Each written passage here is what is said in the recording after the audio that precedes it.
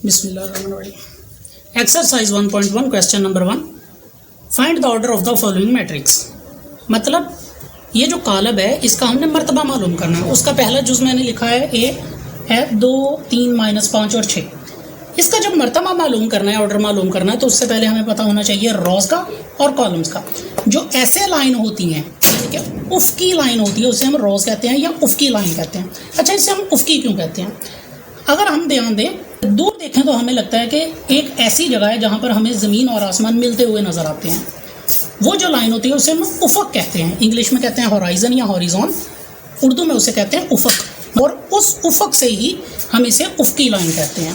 इसके जो 90 पर होता है डिग्री पर, वो होता है अमूद यानी कि कॉलम। सबसे ज़्यादा अहमियत हमने रोज़ को ही देनी है। सबसे पहले कहीं भी हल करना है तो ज़्यादातर हम रोज़ को पहले लेंगे। तो इसमें हमने देखना है कि कितनी रोज़ हैं और कितने कॉलम हैं।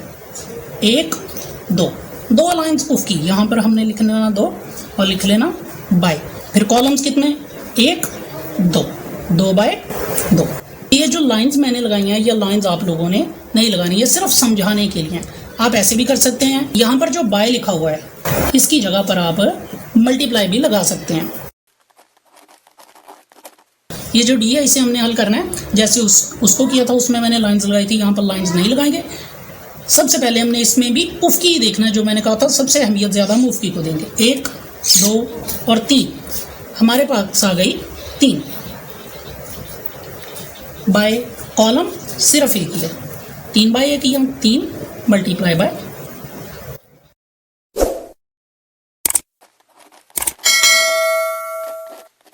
इसमें सबसे पहले हमने देखना है यानी कि कितार को देखना है, रो को। 1, 2, 3 लिख लिया, साथ लिख लिया बाय या फिर ज़रब, साथ में कॉलम कितने? 1, 2। ये आंसर आ गया। इसका स्क्रीनशॉट ले लें, आपको क्वेश्चन हल करने में मदद मिलेगी। और इसका स्कैन PDF आपको डिस्क्रिप्शन से भी मिल जाएगा। ये जो 3 क्वेश्चन हैं इनको आपने खुद भी हल ज़रूर कर लेना है और इससे रिलेटेड जो बाकी क्वेश्चन हैं उन्हें भी हल करने की खुद से ज़रूर कोशिश करनी है। Exercise 1.1 question number 3। Question number 2 है, वो करने की ज़रूरत नहीं है और उसकी कोई अहमियत भी नहीं है। पेपर पॉइंट ऑफ व्यू से उसकी अहमियत बिल्कुल ज़ीरो, इसलिए वो हम नहीं करेंगे। क्वेश्चन नंबर 3, इसको हमने कैसे हल करना है? ये जो पहला है इसे हम पहले के बराबर रखेंगे और दूसरे को दूसरे के बराबर। इस तरह हमने बराबर रखना है क्योंकि इनके दरमियान में बराबर है। अच्छा, ये हमने लिख लिया जी, पहला पहले के बराबर यानी कि a जमा c बराबर 0, a जमा 2b बराबर -7, c -1 बराबर 3 और 4d - 6 बराबर 2d। ऐसे आपने लिख लेना है और उतनी जगह छोड़ देनी है जहाँ पर आप इनको हल कर सके। पेपर में भी आपने ऐसे ही लिखना है।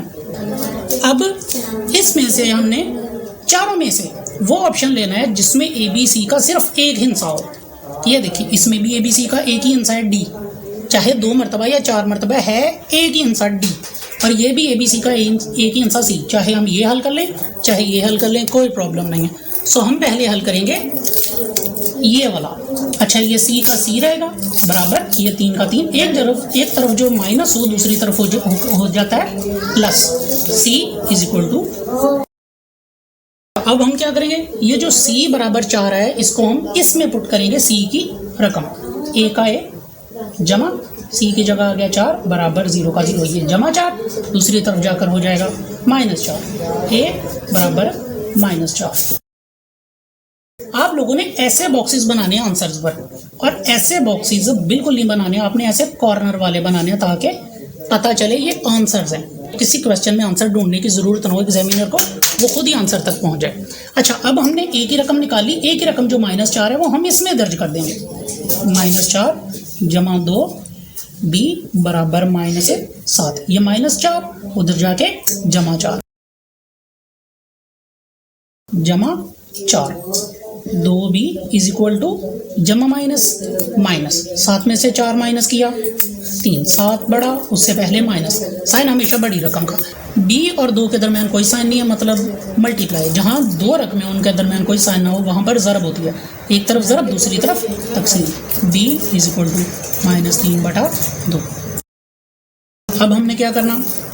4d इधर ही, ये जो 2d था इससे पहले कुछ नहीं प्लस था, इधर आके हो गया -2d ये जो माइनस 6 उधर जाके प्लस 6 हो गया, जिससे पहले कुछ नहीं, प्लस प्लस माइनस माइनस, 4 में से 2 निकाला, बाकी बचा 2। और बड़ी रकम देखनी है कौन सी है, 4 है या 2। 4 बड़ी है तो 4 से पहले प्लस, तो इधर प्लस होगा, प्लस हमने लगाते रहेंगे, बराबर 6। अब डी और 2 के दरमियान में भी कोई साइन नहीं है, मतलब मल्टीप्लाई, ज़रब, इधर ज़रब, दूसरी तरफ आ गया तकसीम। डी इक्वल टू 6/2, 2 एक बार 2, 2 3 बार 6, डी बराबर 3 हमारा आ गया आंसर।